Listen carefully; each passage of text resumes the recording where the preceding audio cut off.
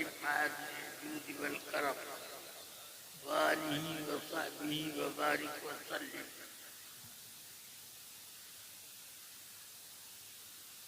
ये धामनगर शरीफ है। यहाँ पर आला हजरत ने अपना एक नकीब मुजाहिद मिल्लत मुकर्रर किया।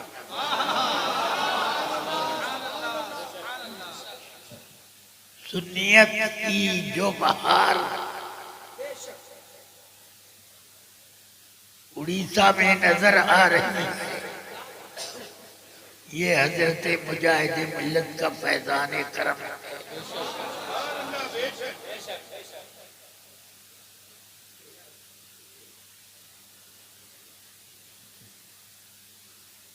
हुजूर मुजाहिद मिल्लत उर्फी अंदाज में अगरचे मेरे शेख और उस्ताद नहीं हैं, मगर उन्होंने मेरा इम्तिहान लिया है। ज़माने तालिब इल्मी में हम लोग उनसे फैज़ तलब करते थे और फैज़ उठाते थे। हुजूर मुजाहिद मिल्लत अक्सर व बेशतर हुजूर सदर शरिया के उर्स में शिरकत के लिए घोषी तशरीफ लाते और मकबूल इतने थे कि खुद एक बार उर्स में आए तो फरमाते हैं, हर साल उर्स की तारीख आने से 4-6 रोज पहले कई बार हजरत सदर शरिया मेरे ख्वाब में तशरीफ लाते, जिससे मैंने ये समझा कि वो मुझे दावत दे रहे हैं।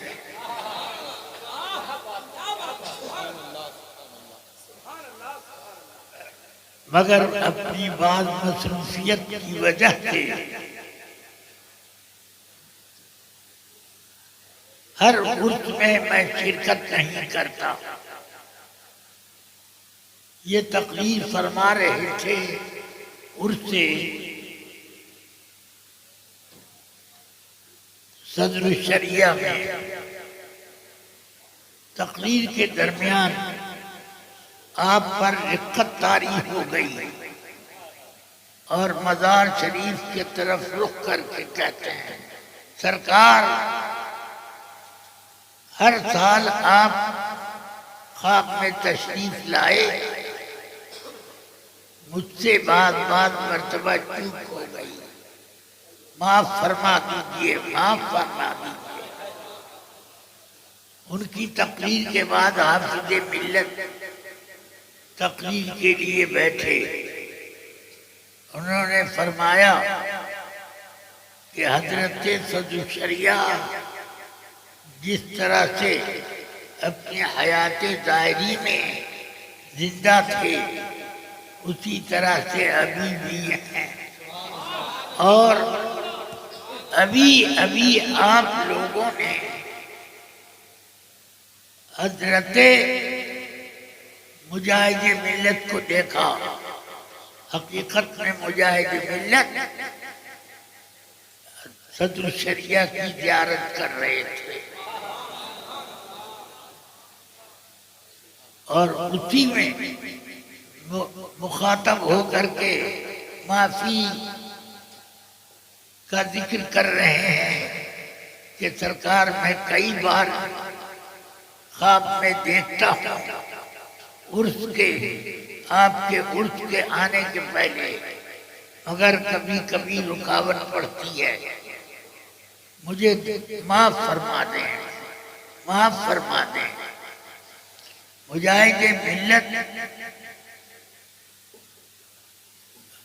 के इस अमल पर, ये फरमाने पर बाद में जब हजरत हाफिज मिल्लत तकरीर के लिए बैठे, फरमाया सदर शरिया जिंदा है और अभी अभी हजरत मुजाहिद मिल्लत ने सदर शरिया की ज़ियारत की और गुफ्तगू फरमाई। बहरहाल ये बड़ों की बातें हैं और उन बातों में सदाकत के अलावा कोई दूसरा पहलू हो ही नहीं सकता।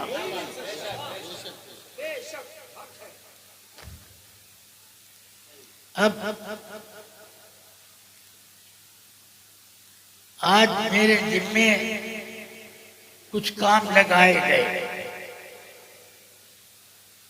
सबसे पहला काम ये है कि मैं आपको ये बताऊं कि ये खानकाह हुजूर मुजाहिद मिल्लत की खानकाह नहीं है, आला हजरत की खानकाह। आला हजरत ने इस खानकाह पर अपना नाइब बनाकर यहाँ पर उन्हें बिठाया है। हुजूर मुजाहिद मिल्लत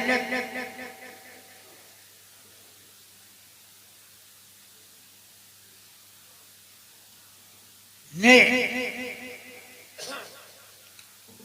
मेरे ऊपर बहुत करम फरमाया और आप जब हम लोग पढ़ते थे तब भी नवाजते थे। वो मुबारकपुर आते और बहुत दुआओं से सरफराज फरमाते।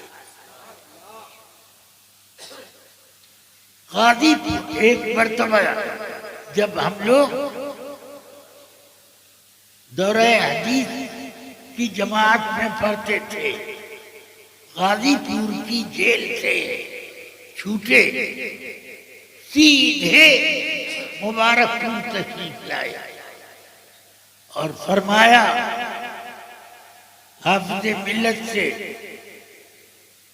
जैसे ही वो आए, हाफिज मिल्लत दरसगाह में दर्स दे रहे थे, नजर पड़ी, फौरन उठ के हाफिज मिल्लत खड़े हो गए, हाथ पकड़कर खींच के अपनी मसरत पर बिठाया और हजरत मुजाहिद मिल्लत ने जेल के जमाने की कुछ बातें बताई। उनमें से एक बात ये थी, कितनी ईमान अफरोज है। फरमाते हैं कि मैं बीमार पड़ गया, खड़े होकर नमाजें पढ़ता था, अगर के बहुत उसमें तकल्लुफ करना पड़ता। डॉक्टर ने कहा कि मर जाओगे, तुम नमाज न पढ़ो, नहीं तो मर जाओगे। तो मुजाहिद मिल्लत फरमाते हैं, मैंने कहा कि इससे बेहतर क्या होगा कि मैं नमाज में मरूं। नमाज पढ़ते हुए सुभान अल्लाह, क्या ईमान था उनका और क्या शान थी उनकी। अल्लाह ने अपने दोस्तों को ला खौफुन अलैहिम वला हुम यहज़नून फरमाया है। वो बात मुजाहिद मिल्लत पर 100% आया है। इसलिए उनके विलायत में मुझे क्या शक होगा, सिवाय वहाबी के कोई शक न करेगा। हाँ, इसलिए अल्हम्दुलिल्लाह मुजाहिद मिल्लत मेरी सरपरस्ती भी फरमाते थे। बनारस का मुनाज़रा बुजरबिया जो गैर मुक़ल्लिदों से था, उसके सारे शराइत मैंने तय किए और उसके बाद उसी शराइत में तारीख में तय हो गई, मुजाहिद मिल्लत को खबर दी गई। बहुत खुश हुए कि अब तक बड़ी कोशिश मैंने की कि मुनाज़रा का चैलेंज वो कबूल करें, अब कबूल कर लिया है तो अब ठीक है। अब आपकी सदारत में मुनाज़रा हुआ, अल्हम्दुलिल्लाह आपने मुनाज़िर मुझे मुकर्रर किया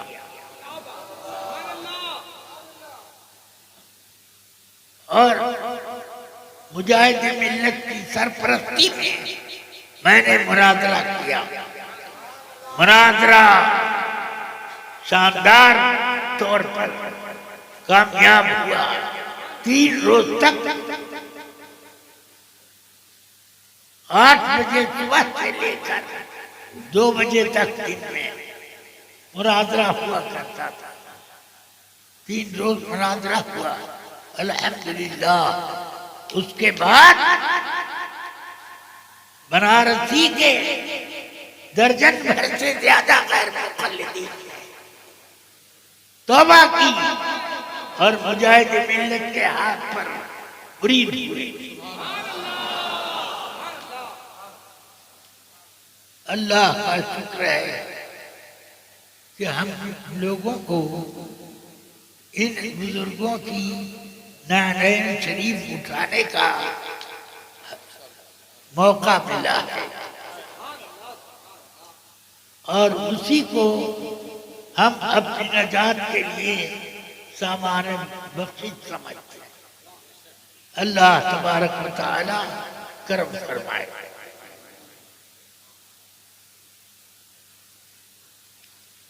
अब मेरे जिम्मे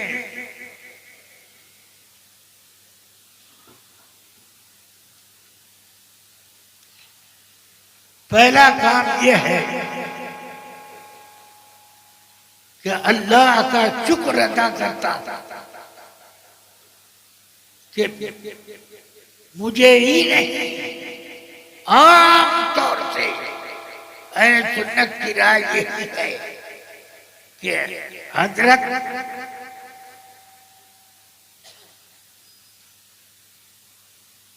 मौलाना सैयद गुलाम मोहम्मद साहब रहमतुल्लाह ताला अलैह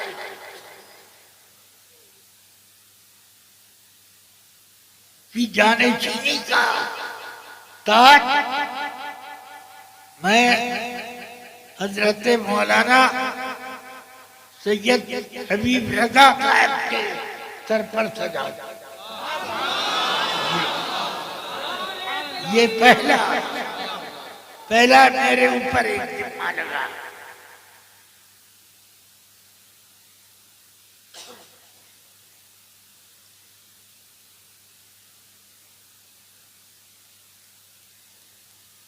अब दस्तारबंदी के बाद ऑटोमेटिक ये उनके सज्जादा नशीन हो गई। तो ये ऐलान मुस्तकिल एक ऐलान का नंबर था, मगर मैंने एक ही जिम्मे में दोनों दाखिल कर दिया। चलिए,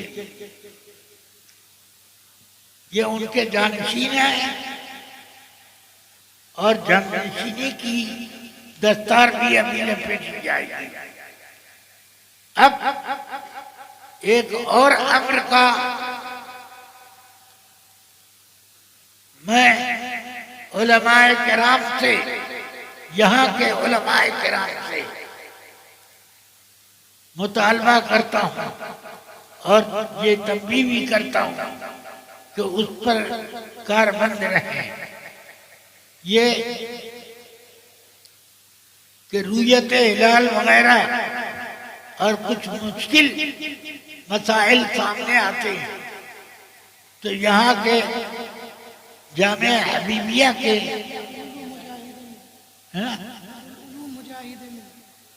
दारुल मुजाहिदे मिल्लत के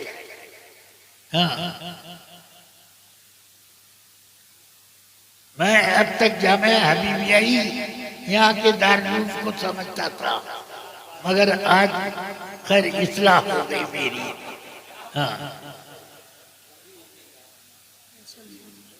ठीक है, दारुल मुजाहिदे मिल्लत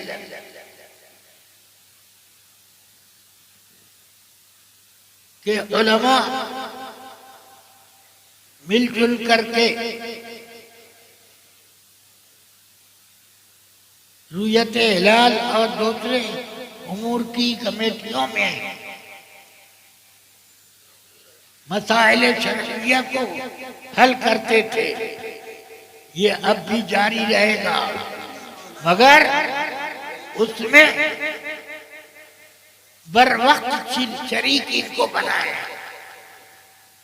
जनाब की सज्जादा नशीनी हो गई, इसलिए अब ये उसमें शरीक होंगे। हाँ, इस शर्त के साथ कि चंद सालों के बाद जब ये उसका कमेटी के माहिर लोगों में शुमार हो तो उस वक्त इनको सदारत मिलेगी।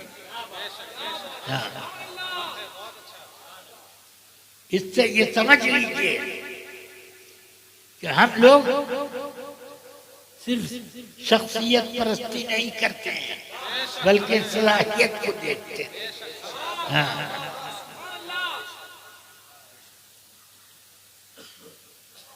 चलिए,